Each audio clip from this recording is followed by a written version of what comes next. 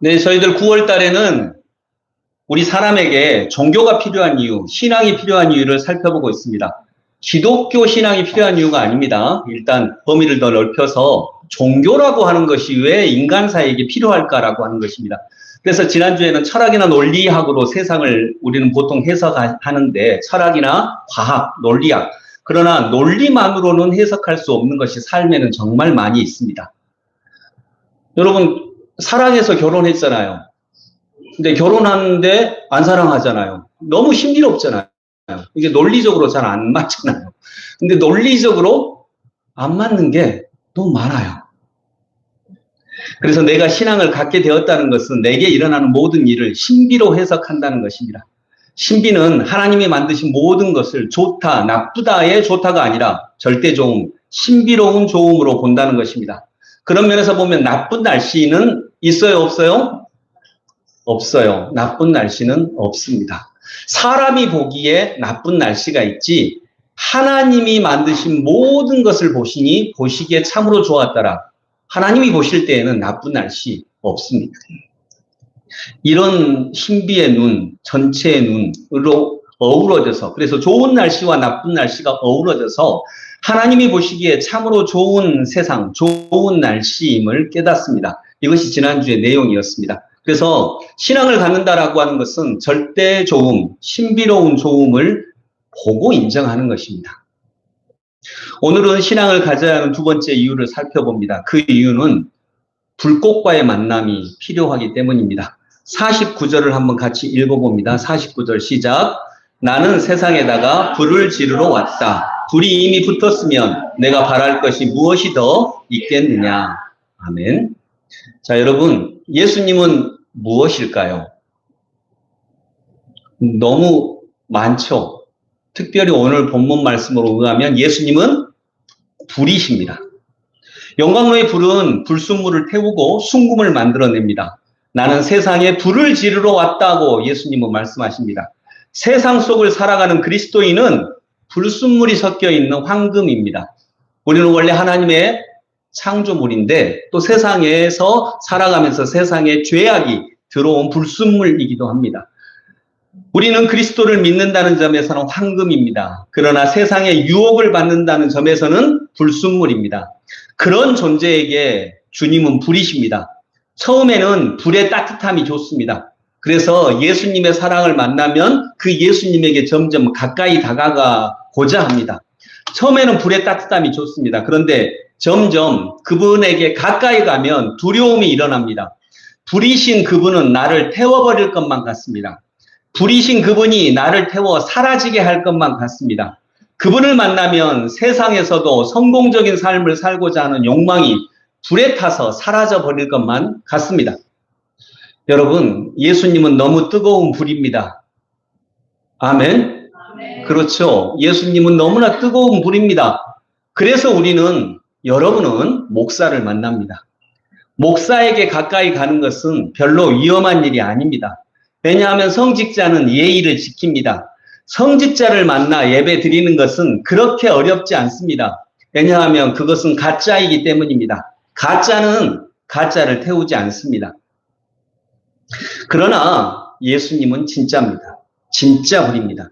그를 만나는 것은 위험한 일입니다. 진짜 불인 그분은 가짜를 모조리 태워버립니다. 그리고 우리를 다니엘의 세 친구처럼 불구덩이 속으로 인도합니다. 왕의 유혹 앞에서도 왕의 두려움 앞에서도 진짜가 되게 만들어버립니다. 결국 진짜가 되면 죽습니다. 죽게 만들어버립니다. 예수라는 불 앞으로 다가가면 다가갈수록 내가 타들어가는 것을 느낄 것입니다. 그것은 상당히 위험한 일입니다. 내가 사라질 것 같습니다. 예수님은 세상에 불을 던지러 왔다라고 말씀하십니다. 그 불을 내가 만나 불타 사라지면 내가 그 불에 불타서 사라지면 나는 전혀 다른 존재가 되어 나타납니다. 그것을 거듭남이라고 합니다. 거듭난 존재는 전혀 다른 존재가 됩니다.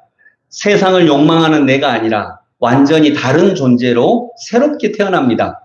그런 불이 이미 내 삶에 붙었다면 이건 좋은 것일까요? 나쁜 것일까요? 네, 좋고 나쁨을 초월합니다. 기존에 내가 사라진다는 것에서는 나쁜 것일 수 있는데 그것이 또한 좋음입니다. 그래서 좋음과 나쁨이 없는 세계로 가는 것입니다. 주님은 그렇게만 되면 더 이상 바랄 것이 없다고 하십니다. 나는 세상에 불을 던지러 왔다. 불이 이미 붙었으면 내가 바랄 것이 무엇이 더 있겠느냐. 불과 나와의 관계가 내 삶을 이끌어갈 것이기 때문입니다. 자, 50절 같이 읽어봅니다. 그러나 나는 받아야 할 세례가 있다. 그 일이 이루어질 때까지 내가 얼마나 괴로움을 당할는지 모른다. 49절은 불을 만나는 기쁨을 얘기한다면 50절은 불로 인한 괴로움을 얘기하고 있습니다. 예수님은 부르십니다. 그 불을 만나는 것은 죽음처럼 두려운 일입니다. 세상에 불을 지르러 오신 예수님은 세상의 저항에 부딪힙니다. 그것이 예수님이 받아야 하는 세례이십니다. 예수님은 그래서 세상에서 죽으십니다.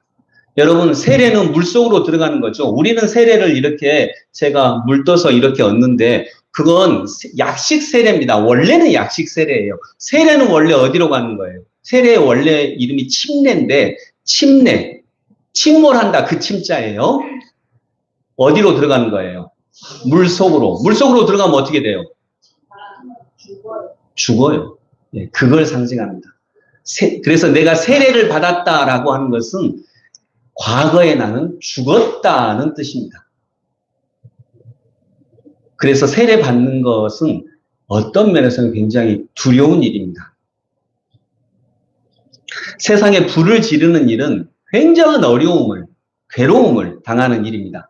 예수님이 세상에 불을 지르는 것은 그리스도인도 원하는 일이 아닙니다. 그리스도인인 우리가 세상 속에서 우리가 잘 먹고 잘 살고 성공하고 편안하고 이렇게 되기를 원합니다. 우리가 세상 속에서 성공해야 세상도 우리를 통해 예수님을 알게 된다고 얘기합니다. 그러나 예수님은 세상과 내가 불에 타버리기를 원하십니다. 그리스도인들이 불에 타버리기를 원하십니다. 그런 괴로움을 만나기를 원하십니다. 주님이라는 불에 타들어가야 새롭게 될 수 있습니다. 순수하게 남아있을 수 있습니다. 그래서 여러분, 예수라는 불꽃을 만나는 것은 괴로운 일입니다. 두려운 일입니다. 그것은 내가 사라지기 때문입니다. 51절, 52절 같이 읽어봅니다. 너희는 내가 세상에 평화를 주러 온 줄로 생각하느냐? 내가 너희에게 말한다. 그렇지 않다. 도리어 분열을 일으키러 왔다. 이제부터 한 집안에서 5 식구가 서로 갈라져서 셋이 둘에게 맞서고 둘이 셋에게 맞설 것이다. 아멘. 자, 이것은 예수님 믿으면 사람들이 예수 못 믿게 해서 고난받아서 서로 막 맞선다. 이 의미도 됩니다. 네. 그런 건 아니야라고 말할 수 없죠. 그런 일도 세상에 있으니까요. 그러나 또 한편으로는 또 다른 의미도 있습니다. 더 깊은 의미도 있습니다. 예수님은 세상에 평화를 주러 오신 것이 아닙니다. 오히려 분열을 일으키려고 왔습니다. 예수라는 불꽃을 만나면 세상에서 성공하고 건강하고 편안하게 살고 싶은 나와 그리스도를 따르려고 하는 순수한 내가 분열됩니다. 그리고 그 두 가지 내가 서로 싸웁니다. 격렬하게 서로 부딪힙니다. 예수님이 오니까 예수님을 잡아 죽인 사람들은 이방 사람들이 아니었습니다. 하나님의 백성들이었습니다. 그래서 예수님은 모순덩어리입니다.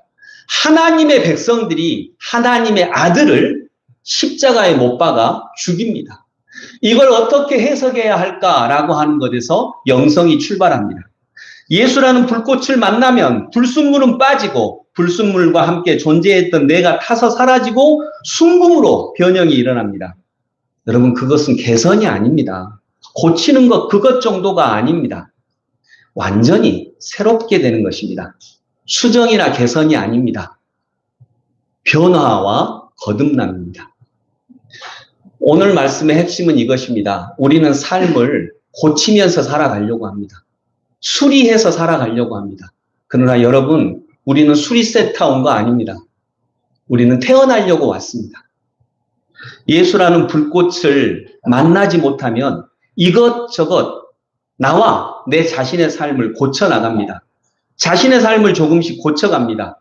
고치는 것은 거듭남이 아닙니다. 불순물을 그대로 둔 채 순금이 될 수는 없기 때문입니다. 예수라는 불은 우리에게 평화를 주지 않습니다. 그 과정에서는 그는 진짜 불이기 때문입니다. 세상은 그 불이 너무 뜨거워서 가짜를 만들었습니다. 그것이 성직자이고 목사이고 신부이고 종교이고 신앙행위입니다. 목사와 신부, 그런 성직자들, 그들을 만나면 그렇게 뜨겁지 않습니다. 뜨겁지 않기에 변형되지 않습니다. 나이스하게 신앙생활 할 수 있습니다. 그들과 함께 감동받는 예배를 드릴 수도 있습니다. 그러나 거듭남은 일어나지 않습니다. 신앙을 갖는다는 것은 마치 일제강점기에 나의 국적을 물어보는 것과 같습니다. 일제강점기에 자신의 국적을 조선이라고 말하는 사람은 분열이 일어날 수밖에 없습니다. 순금이 되든지 불순물이 되든지 둘 중 하나를 선택해야 됩니다. 법적으로 일본 사람이었죠 라고 말하는 사람은 분열이 일어나지 않습니다. 그러나 내 조국은 조선입니다 라고 말하는 사람은 분열이 일어나고 괴롭고 고통을 받을 수밖에 없습니다. 그 고백 때문에. 죄악된 세상 속에서 살아가는 그리스도인도 마찬가지입니다. 평화롭게 살아갈 수 없습니다. 내가 불에 타고 있는데 어떻게 평화로울 수 있겠습니까? 예수라는 불을 만나려면 내가 죽을 준비를 해야 합니다. 내가 죽어야 거듭날 수 있습니다. 이것이 불에 타지만 사라지지 않는 떨기나무의 비유와 동일합니다. 불에 타지만 나는 사라집니다. 그런데 다른 내가 나타나는 것입니다. 예수라는 불을 만나려면 내가 죽을 준비를 해야 합니다. 내가 죽어야 거듭날 수 있습니다. 신앙생활을 한다는 것은 내가 내 삶을 조금씩 수정하면서 살 수 있다는 것이 아닙니다. 예수라는 불 속으로 들어가는 것입니다. 거듭나는 것입니다. 53절 마지막 절 같이 읽습니다. 아버지가 아들에게 맞서고 아들이 아버지에게 맞서고 어머니가 딸에게 맞서고 딸이 어머니에게 맞서고 시어머니가 며느리에게 맞서고 며느리가 시어머니에게 맞서서 서로 갈라질 것이다. 아멘. 자, 여러분, 서로 맞설 것이다 이 말씀도 있지만 서로 화평할 것이다 이 말씀도 있죠. 성경에는 두 개가 실은 같은 말입니다. 근데 어떻게 맞설까? 합금이 순금으로 변하는 과정에서는 불을 만납니다. 그리고 불순물이 걸러집니다. 53절의 말씀에 의하면 부모나 가족들이 불순물이라는 말처럼 들립니다. 그런 말이 아닙니다. 가족들은 우리들의 보호막입니다. 그들이 없으면 우리는 살아갈 수가 없습니다. 그것은 마치 알과 같아요. 자, 여러분, 새가 알을 이렇게 낳아요. 그리고 품죠. 낳기만 한 게 아닙니다. 품습니다. 품지 않으면 새가 태어날 수 있나요? 없습니다. 그러니까 나를 품어주는 가족들은 너무나도 고마운 존재입니다. 근데 그들과 갈라서야 된다. 이런 말을 하는 게 아니겠죠. 자, 새가 알을 품습니다. 근데 여러분, 새가 알을 품을 때 알 껍질이 없다면 아기 새가 태어날 수 있나요? 그 내용물이 다 흘러내려 버리겠죠. 그런 면에서 보면 알 껍질은 고마운 거예요, 안 고마운 거예요? 너무나 고마운 거죠. 생명의 근원이죠. 알 껍질이 없으면 내가 존재할 수가 없습니다. 그런데 아주 독특하게도 알 껍질은 너무나도 나를 지금까지 지켜준 고마운 것이었는데 내가 진짜 하늘을 날아다니는 새가 되려면 뭘 깨고 나와야 돼요? 그 알 껍질을 깨트려야 돼요. 너무 고맙다고 나를 지금까지 지켜줬다고 깨지 않으면 내가 새가 될 수 없습니다. 여러분, 새의 목적은 무엇입니까? 날아다니는 거죠. 하늘을 날아다니는 거죠. 비행기의 목적은 뭔가요? 비행기의 목적, 사람을 태우고 하늘을 나는 거죠. 비행기가 가장 안전하게 있으려면 어디 있으면 돼요? 땅의 경납고에 있으면 됩니다. 그런데 그게 비행기의 목적인가요? 아니죠. 비행기의 목적은 하늘을 나는 거예요. 하늘을 나는 건 위험한 일입니까? 안전한 일입니까? 위험한 일이죠. 그러나 위험하기 때문에 안 난다. 그러면 비행기가 아니죠. 알껍질이 없다면 알은 새가 될 수 없습니다. 이제 태어날 때가 되었습니다. 그러면 이제 지금까지 나를 지켜줬던 그 고마운 껍질을 깨고 나와야 합니다. 지금까지 껍질이 나를 보호해 주었다고 깨지 않으면 태어날 수가 없습니다. 거듭날 수가 없습니다. 고마운 껍질을 깨고 나와야 합니다. 그래야 하늘을 만나고 그 하늘을 마음껏 날아다닐 수 있습니다. 저는 초등학교 2학년 때부터 교회를 다녔습니다. 그리고 그때 배웠던 교회의 여러 가지 내용들이 있습니다. 그것은 나를 보호해준 알이었습니다. 그러나 내가 더 깊은 그리스도를 만나기 위해서는 나를 보호해주고 나를 정말 지켜주었던 그 알을 또 깨트려야 내가 하나 더 나아갈 수 있습니다. 그래야 나의 하늘을 만나고 그 하늘을 마음껏 날아다닐 수 있습니다. 이것이 거듭남입니다. 어미새도 고맙고 사랑으로 보호하다가 깨어지기까지 하는 껍질은 더 고맙습니다. 그러나 새의 목적은 하늘을 마음껏 날아다니는 것입니다. 그러기 위해서는 껍질을 깨고 나와야 하는 것입니다. 이것이 53절의 말씀입니다. 서로 맞서고 서로 맞서면서 우리는 껍질을 깨고 나와서 가장 나답게 하늘을 나는 존재가 되는 것입니다. 신앙을 갖는다는 것은 이것입니다. 거듭나는 것입니다. 조금씩 고치면서 살아가는 것이 아닙니다. 완전히 새롭게 되는 것입니다. 내가 다시 태어나는 것입니다. 여러분, 신라를 연 사람이 누구죠? 박역거세. 박역거세는 어디서 태어났어요? 안에서. 가야를 연 사람은요? 김수로왕. 김수로왕 어디서 태어났어요? 아래에서. 고구려 연 사람은 주몽. 주몽 어디서 태어났어요? 아래에서. 고구려, 신라, 백제, 가야 중에 세 나라는 아래에서 태어났고 우리가 지금 백제 땅인데 우리만 사람한테 태어나서 우리가 제일 좋은 것 같아요. 예. 다른 데는 다 조류예요, 조류. 물론 고주몽의 후예죠, 원조가. 근데 여러분, 그 사람들이 진짜 아래에서 태어났을까요? 진짜로? 그러면 아래에서 태어났다는 말은 뭐예요?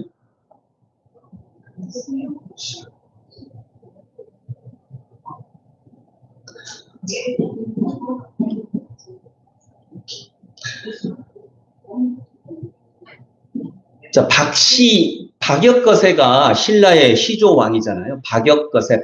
박이라고 하는 이 성은 어디서 나왔다고요? 박다에서 나왔어요. 알이 동그랗게 빛나는 알에서 나왔다고 그랬잖아요. 그건 밝아요. 그래서 박다에서 박씨가 나왔어요.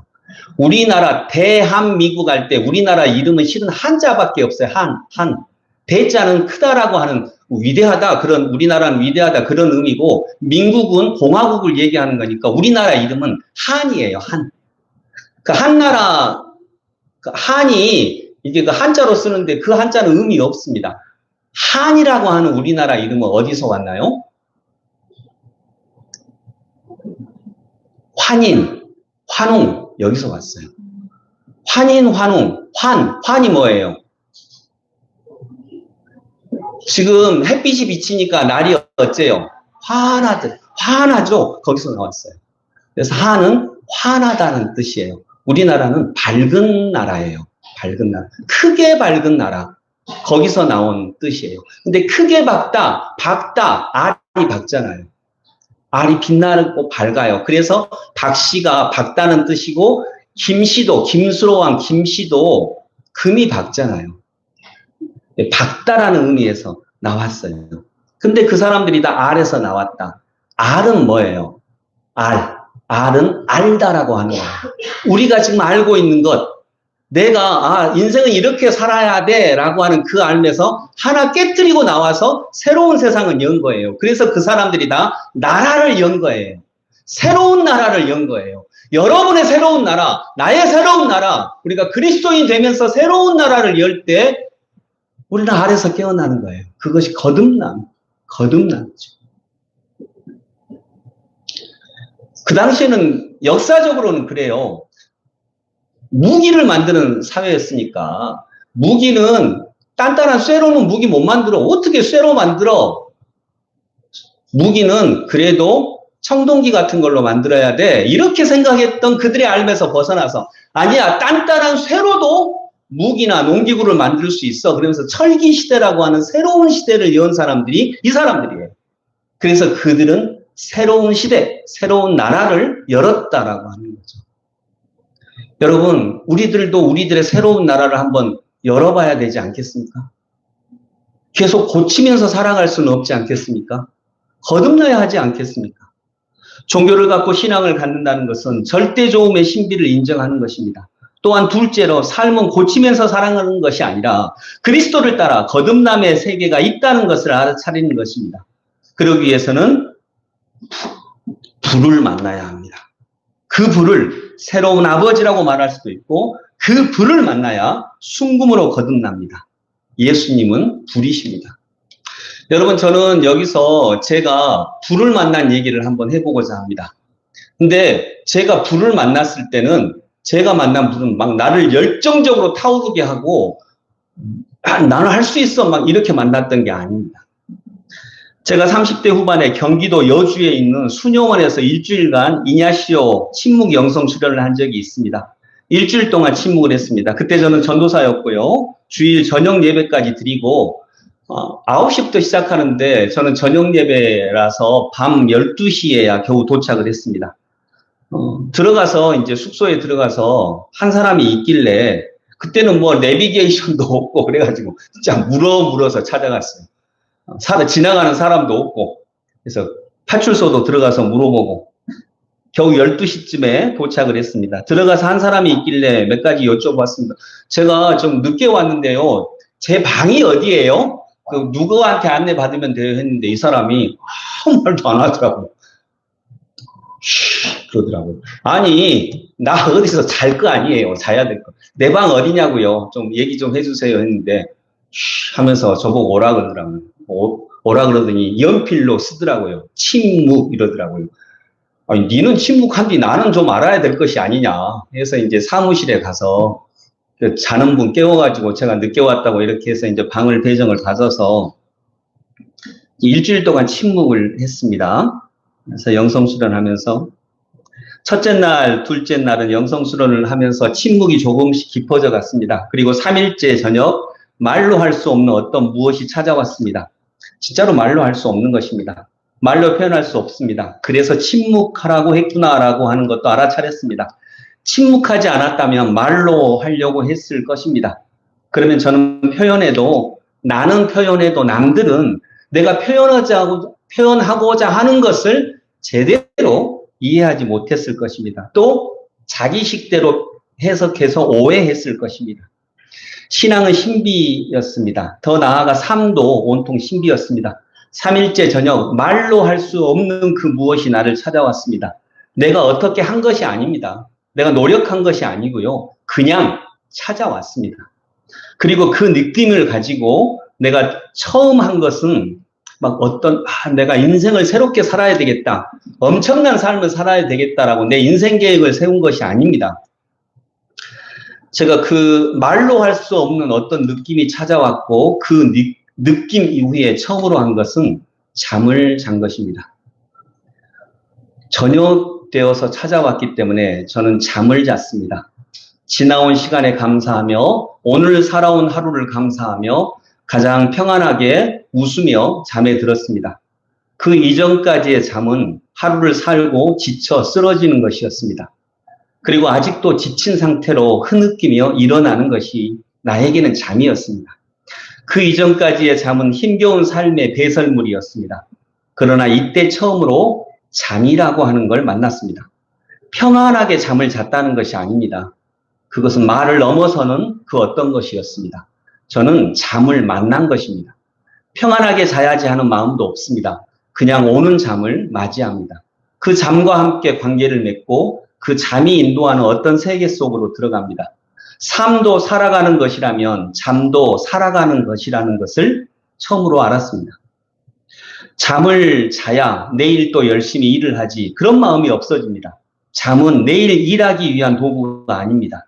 잠을 자는 동안에도 심장은 뛰고 잠을 자는 동안에도 피는 내 온몸을 돌고 생명을 유지하고 잠을 자는 동안에도 내 위장은 소화하는 일을 합니다.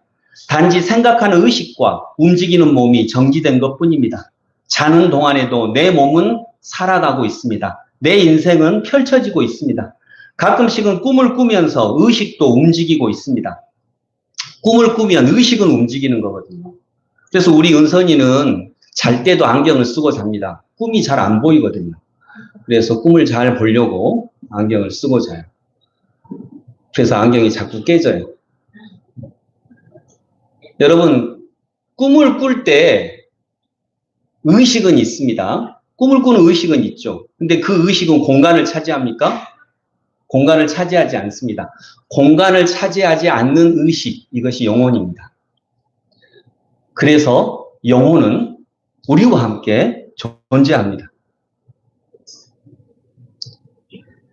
여러분, 그때 느낀 것, 몸은 의식보다 더 크구나 하는 것을 알아차립니다. 영혼이 큽니까? 몸이 큽니까?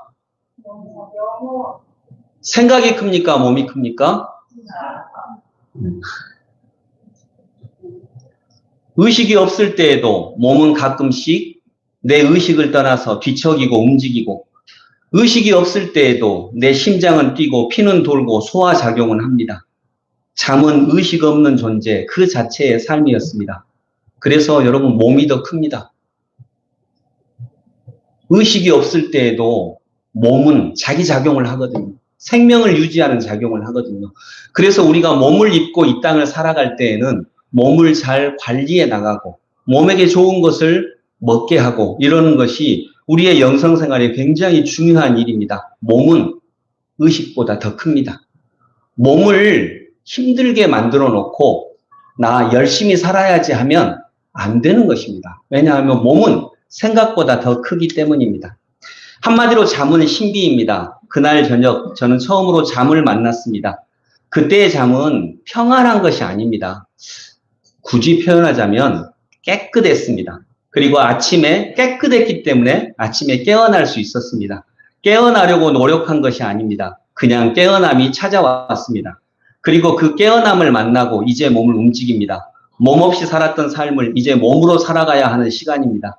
열심히 살아야지 하는 의식 없습니다. 이런 목표를 갖고 열심히 살아서 목표를 이뤄야지 하는 욕망 없습니다. 그냥 또 선물 같은 삶을 만납니다. 저절로 그윽해집니다. 평안하고 행복합니다. 무엇을 가져서 행복한 것이 아니었습니다. 잠을 자서 행복했고 삶을 만나서 행복했습니다.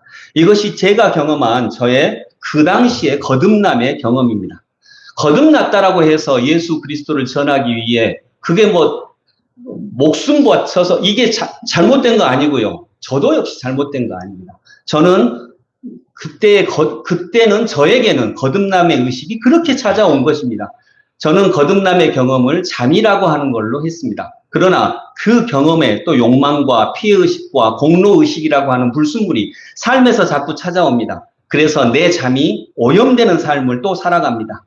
하지만 그때의 불이 자꾸 내 가슴을 두드립니다. 그리고 자꾸 불이신 그분이 말씀하십니다. 행동보다 더 큰 존재. 그리고 굳이 내가 뭘 이루고 뭘 성취하고 엄청난 높은 자리에 올라가지 않아도 내가 이미 다 이루었구나라고 하는 그 놀라운 신비를 만나는 그 경험. 그래서 자꾸 불이신 분이 말씀하십니다. 나는 세상에 불을 지르러 왔다. 불이 이미 붙었으면 내가 바랄 것이 무엇이 더 있겠느냐. 그 잠을 자고 일어난 그때의 나는 더 이상 바랄 것이 없었습니다. 왜냐하면 잠도 신비였고 산다는 것도 신비였기 때문입니다. 물론 그 후로 또 세상을 살아가면서 수없이 많은 불순물에 오염됩니다. 그러나 그 경험이 또 그때의 나를 다시 깨우고 되돌아가게 합니다. 그 경험을 안고 영성수련을 마치고 이냐시오 영성수련을 마치고 집으로 돌아와서 소파에 아내를 앉히고 아내에게 큰절을 했었습니다. 계산한 절이 아닙니다. 큰절하면 내가 좀 편안히 살 수 있겠지. 이렇게 계산해서 한 것이 아닙니다. 그냥 진짜 감사했습니다. 근데 무엇에 감사했을까? 아내가 나한테 잘해줘서 좋아서 그거 아닙니다. 아내의 행동에 감사했던 것이 아니고 아내의 존재에 감사했습니다. 그 존재 자체에 더 없는 감사가 밀려왔습니다. 아내는 왜 그냐고 자꾸 물었습니다. 근데 물었는데 대답을 해줄 수 없습니다. 왜냐하면 이건 전달될 수 있는 게 아니기 때문입니다. 내가 전달해도 오해할 것이기 때문입니다. 다시 불순물이 들어간 저도 이따금씩 강하게 그때의 경험과 맞섭니다. 그래서 며느리가 시어머니와 나뉘고 시어머니가 며느리와 나뉘듯 나도 내 자신과 또 나눕니다. 그래서 어떤 며느리는 시자 들어간 것만 봐도 싫대요. 그래서 시금치도 안 먹는데 시자 들어가서. 네. 근데 이런 맞서는 것이 넘어서는 그것이 불이 우리에게 주는 삶이라고 믿습니다. 이것이 제가 경험한 하나님과의 만남 중에 하나입니다. 그리고 그 경험 때문에 수시로 괴로울 때도 많습니다. 세상의 욕망을 따라갈 수도 없고 또 강하게 세상의 인력에 넘어간 내가 한심하고 괴롭기도 할 때도 있습니다. 여러분, 이런 경험이 했다고 괴로움이 없어진 게 아닙니다. 괴로움은 삶의 일부입니다. 그것은 죽을 때까지 지속될 것입니다. 그러나 그걸 다루는 방식은 조금씩 달라집니다. 저는 이것을 말로 표현했습니다. 그러나 실은 말로 표현할 수 없는 것입니다. 말로는 부족합니다. 그러나 굳이 말로 표현을 해야 한다면 이렇게 표현할 것입니다. 나는 세상에 불을 지르러 왔다. 불이 이미 붙었으면 내가 바랄 것이 무엇이 더 있겠느냐. 그러나 나는 받아야 할 세례가 있다. 그 일이 이루어질 때까지 내가 얼마나 괴로움을 당하는지 모른다. 너희는 내가 세상에 평화를 주러 온 줄로 생각하느냐? 내가 너희에게 말한다. 그렇지 않다. 도리어 분열을 일으키러 왔다. 이제부터 한 집안에서 5 식구가 서로 갈라져서 셋이 둘에게 맞서고 둘이 셋에게 맞설 것이다. 아버지가 아들에게 맞서고 아들이 아버지에게 맞서고 어머니가 딸에게 맞서고 딸이 어머니에게 맞서고 시어머니가 며느리에게 맞서고 며느리가 시어머니에게 맞서서 서로 갈라질 것이다. 아멘. 기도하겠습니다. 하나님, 제가 말로 표현할 수 없는 것을 잠시 전했습니다.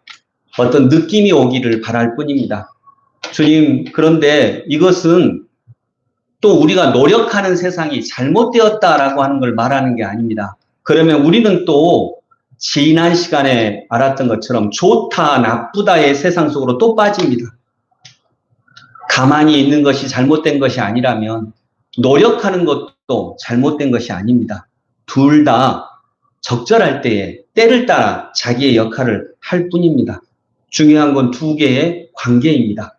가만히 있는 삶과 노력하는 삶이 서로를 무시하거나 서로를 질시해서 싸우지 않도록 인도하시고 가만히 있을 때는 가만히 있을 수 있도록 하시고 노력할 때는 노력할 수 있도록 하셔서 서로가 서로를 위해 협력하고 조화로운 그런 삶을 살아갈 수 있도록 인도해 주시옵소서. 아버지 하나님, 거듭남은 신앙의 본질입니다. 우리가 평생 우리의 삶을 수리하는 삶을 살아갈 수는 없지 않겠습니까? 이거 하나 고치면 또 저것이 고장나지 않겠습니까? 주님은 불이십니다. 그 불 안에서 진정 새로 태어나는 은혜를 우리가 이왕 교회를 다니고 그리스도를 만나려고 하오니 그렇게 저희들을 인도하여 주시옵소서. 예수 그리스도 이름으로 기도드립니다. 아멘.